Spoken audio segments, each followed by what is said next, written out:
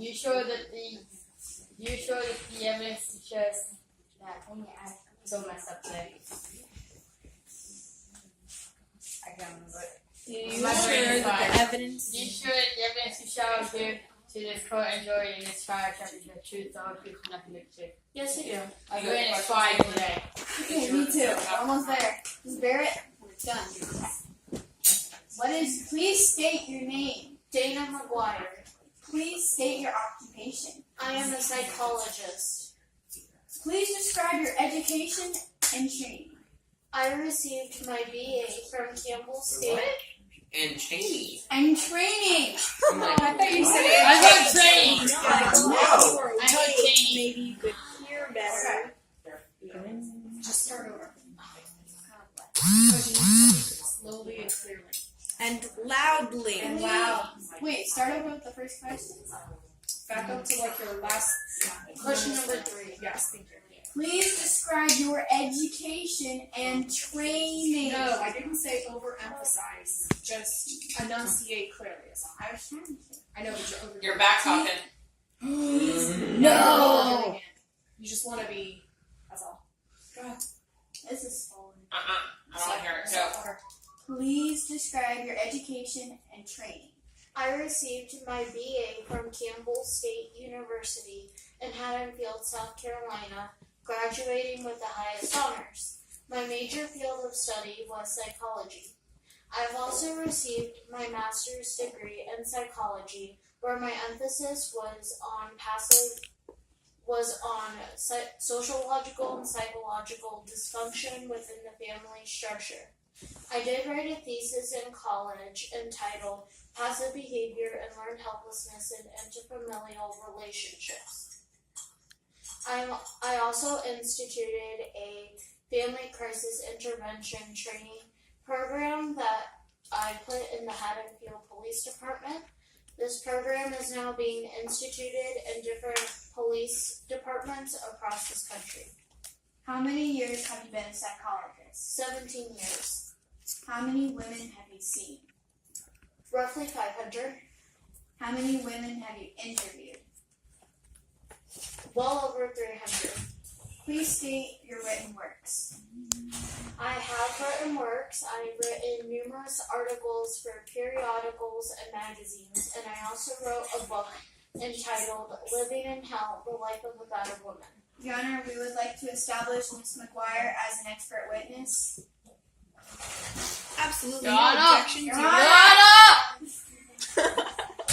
Okay, Motion carried. permission granted. Okay, please summarize what you call the national crisis that has been taking place within our family structure for decades. The national crisis that has been taking place within our family structure for decades is where women are being abused by the man of the house a lot today. I define the man of the house as their husband, their boyfriend, their partner, their fiance, or their roommate. Please define a battered woman. A battered woman is one who is subjected to any forceful physical or psychological behavior by a man against her own will.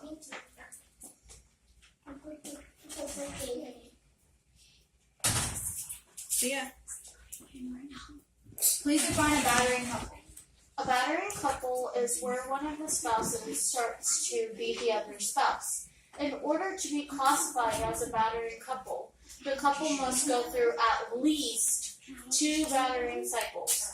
Each battering cycle consists of 3 battering phases.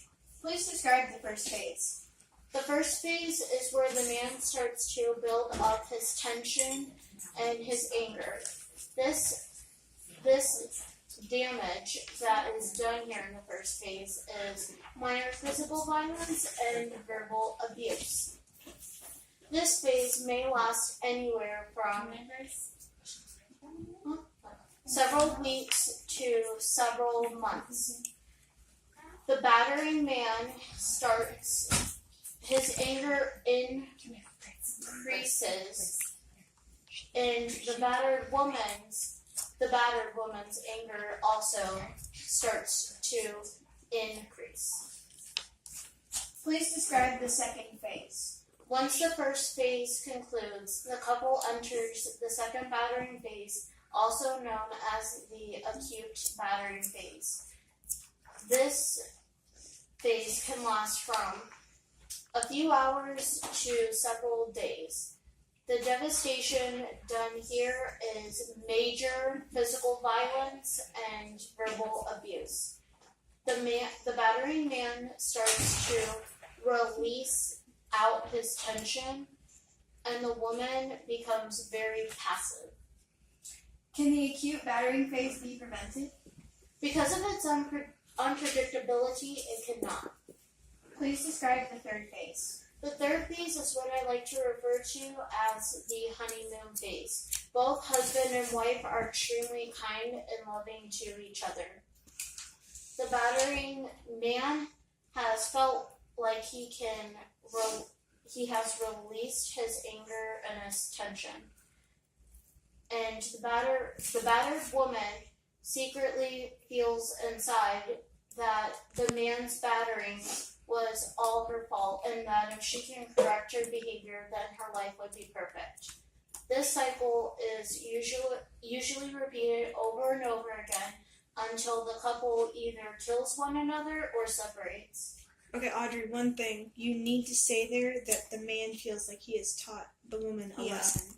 And that he'll never have to do it again. I know. You're doing amazing so far. Like, incredibly amazing. Mm-hmm. But that's one thing that Yeah, needs to be that's just- tested. Okay. Yeah. But very good job. So, go ahead. What are the symptoms of a battered woman? Often women have very low self-esteem. They have wrongly put blame on themselves, and they have severe stress reactions. And they also develop mental and physical symptoms, including breakdowns. Why do you think that a battered woman would stay in such a relationship? Battered women stay in such a relationship because they have no economic or legal choices. However, all women stay in such a relationship because they have internalized a theory that I call the theory of learned helplessness. Please summarize what you call the theory of learned helplessness. This theory was first recognized several years ago by Dr. Samuel Michaels in his studies, bless you, of early response reinforcement. He placed different dogs, of course, in different cages and shut the cage door. He administered random electric shocks, and the dogs were trying to get out as he was administering the random electric shocks. Over time, the dogs got so used to the electric shocks that they became quite passive. When Dr. Michaels and his assistants opened the cage door, they were trying to lead the dogs out of the cage. However, the dogs became just so used to the shocks that they were staying in there. They were fighting the volunteers to not get out. This experiment has basically been repeated with all different types of animals, and they have gotten the same results. How does this theory pertain to a battered woman? Repeated batterings, like electrical shocks, makes a woman so passive that they cease any help from anybody. Can you tell me about any cases where you saw the theory of learned helplessness in action? One woman I interviewed after she shot and killed her husband stated to me that the 4 bullet wounds located in her head were not that severe. How do you know Miss Barrett? I was her psychologist, and I interviewed her on 3 separate occasions. The earliest was being 2 weeks after the killing of her husband, and the latest was 1 month after the killing of her husband. How does the theory of learned helplessness pertain to Miss Barrett's case? Just like the dogs, Barbara Barrett was so passive, and again, she did not receive any help, and she wouldn't take it, just like the dogs would not take the help from the volunteers to get out of the situation, just like Barbara was in the situation with her spouse John. How do the 3 phases of the battering cycle pertain to Miss Barrett's case? When Miss Barrett and her husband were in phases 1 and 2, she would take such a role in the abuse. And when the third battering phase would occur, she would always believe that her and John would stay together and that it would never happen again. What was Miss Barrett's diagnosis? It was a classic case of a wife who had been battered for years by her husband. What other opinions did Miss Barrett have?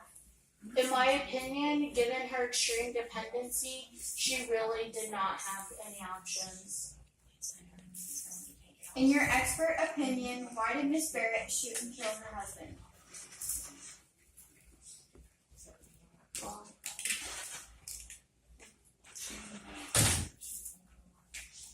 From a psychological viewpoint, it was at this time that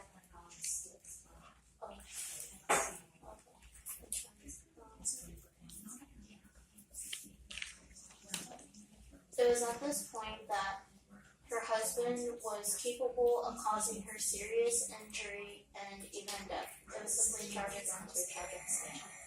Okay, We have no further questions, Your Honor. Thank you. I'm sorry, guys. I am listening, No, that's fine. but this is